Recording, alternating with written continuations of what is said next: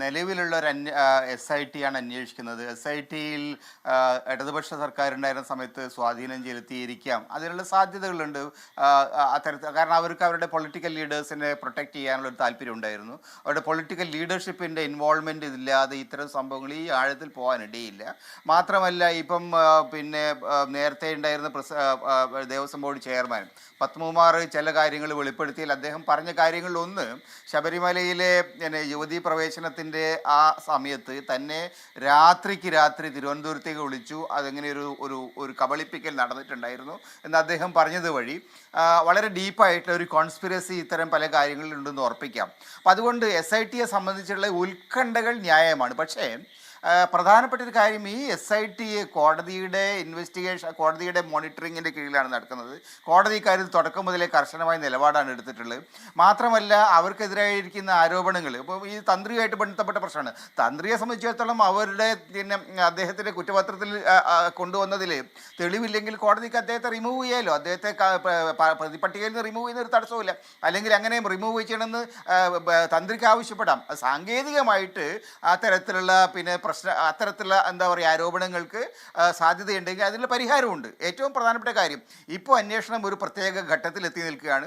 മാത്രമല്ല സർക്കാർ മാറിയിട്ടുണ്ട്, പുതിയൊരു സർക്കാരുമാണ് വന്നിരിക്കുന്നത്. ഈ പുതിയ സർക്കാരിനെ സംബന്ധിച്ചിടത്തോളം ഇക്കാര്യത്തിൽ യാതൊരു തരത്തിലുള്ള ഉത്തരവാദിത്വം ഉള്ള സർക്കാരല്ല.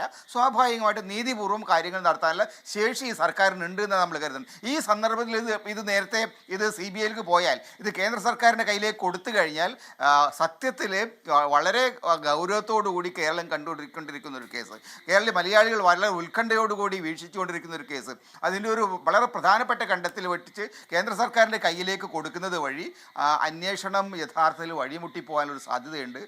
കേസിൻ്റെ വഴിക്ക് മുന്നോട്ട് പോയി കോടതിയുടെ മുമ്പിൽ എത്തുകയും അത് പരമാവധി വേഗത്തിൽ എത്തുകയും ചെയ്യുക, അതിനാവശ്യമായ പിന്തുണ SIT കൊടുക്കുക എന്നുള്ളതാണ് ഇപ്പോൾ ചെയ്യേണ്ടത്. കാരണം SITയെ സംബന്ധിച്ചിടത്തോളമുള്ള ആരോപണങ്ങൾ നിലനിൽക്കെ തന്നെ SIT എഫക്റ്റീവായിട്ട് പ്രവർത്തിക്കുന്ന ഒരു ഏജൻസിയാണ്. ആ തരത്തിലുള്ള പ്രവർത്തനങ്ങൾ അവർ നടത്തിയിട്ടുണ്ട്.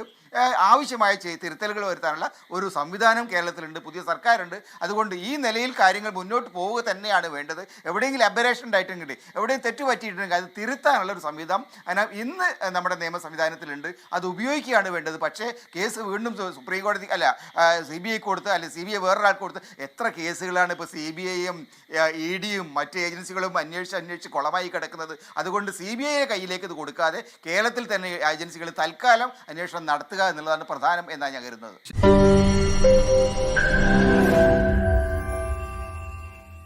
ലോകത്തെവിടെയായാലും ഏത് സമയത്തും 24 വാർത്തകളും ഓഗ്മെന്റഡ് റിയാലിറ്റി പാക്കേജുകളും എക്സ്പ്ലെയിനറുകളും വിശദമായി കാണാൻ ഞങ്ങളുടെ YouTube ചാനൽ നിങ്ങൾക്ക് സബ്സ്ക്രൈബ് ചെയ്യാം.